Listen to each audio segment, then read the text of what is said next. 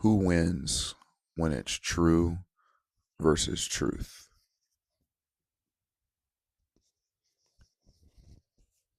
In your life, who or what is winning?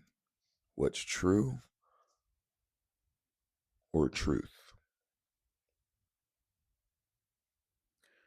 So, the way I would define true is your subjective reality. The way I would define truth is objective reality. In other words, think about when you were a teenager and maybe you had a crush or boyfriend, girlfriend, whatever, and it didn't work out. It would make no sense for me to say all those emotions you felt were not true because as that 18-year-old, um, super sad, super depressed, all of that was true. Maybe that was 2016 for you, but I wouldn't call it truth. I would say it was true because I'm guessing that you now 10 years later in 2026 are not still sad and depressed over that situation. So, point being,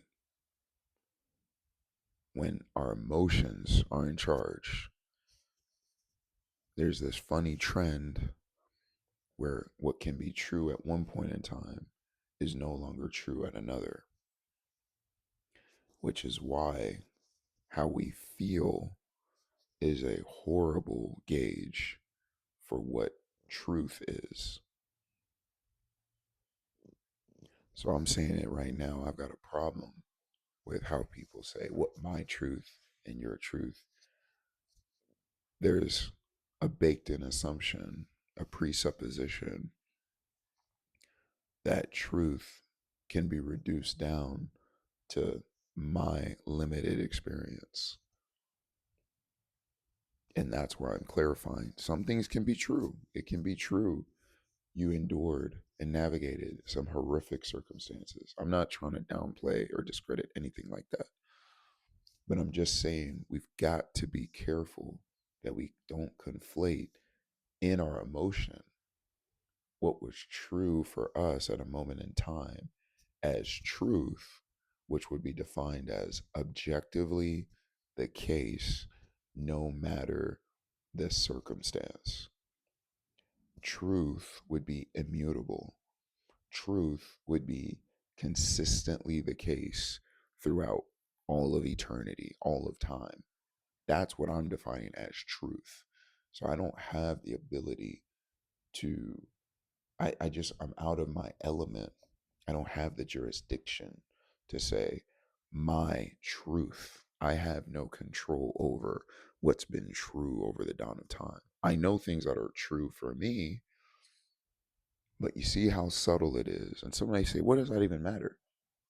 Oh, you get the point. They're saying the same thing.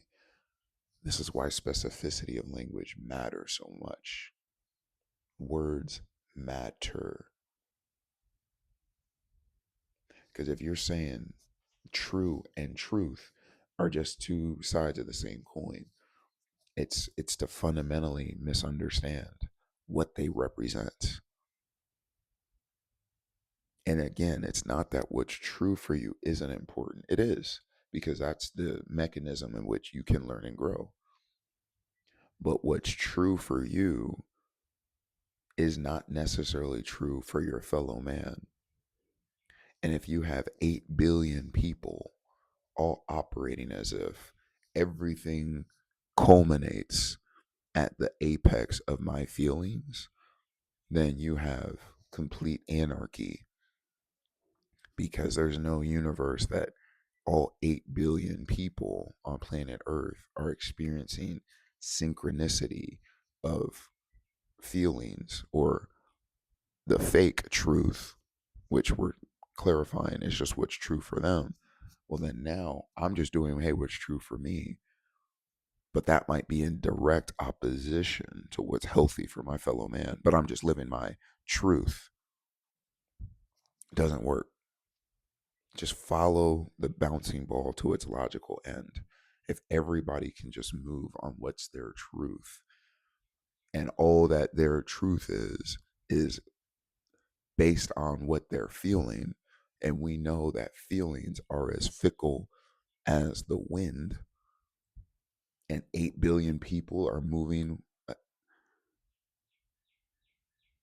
the math ain't mathing. So what I am trying to tell you is, if you want to have a quality experience, there is a humbling of oneself that has to take place.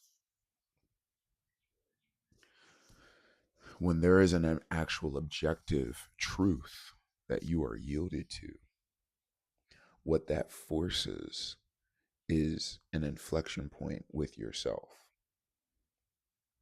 Because to yield to a truth that is not subjugated by your emotions means you now have a mirror or a standard in which you can measure your emotions and subsequently your activities by, your behaviors.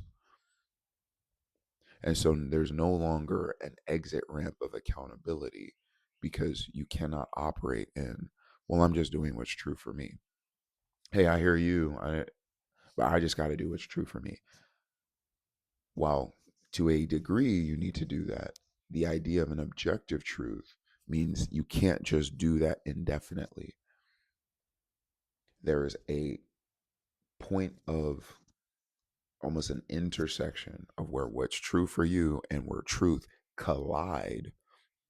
And if they're not in alignment, that actually fosters an opportunity for you to do something differently.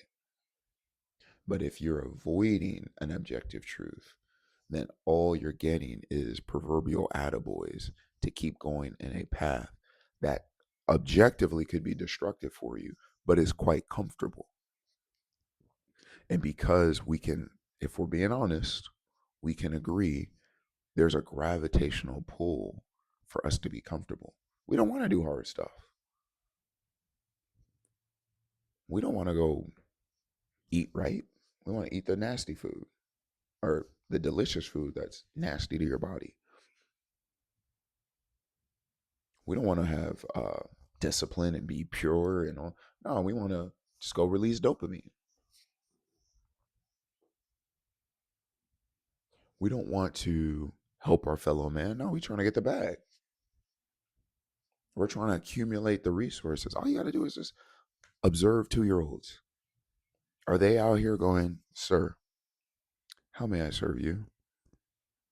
How do I decrease so that you may increase?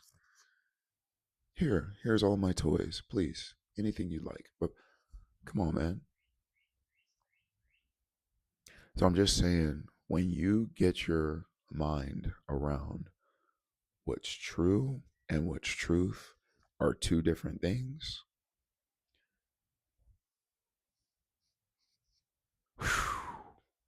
a reckoning will take place that, if you have the courage to see to its completion, you will find a blueprint, you will find a map, you will find a path for you to do some things differently that up front are uncomfortable, but over time pay incredible dividends, versus moving in a way that up front is very uh, uncomfortable, but over time is magical. As always, my only aim is, when I show up on your feed, is to give you something to feed on. I appreciate y'all. I'll see you in the next one.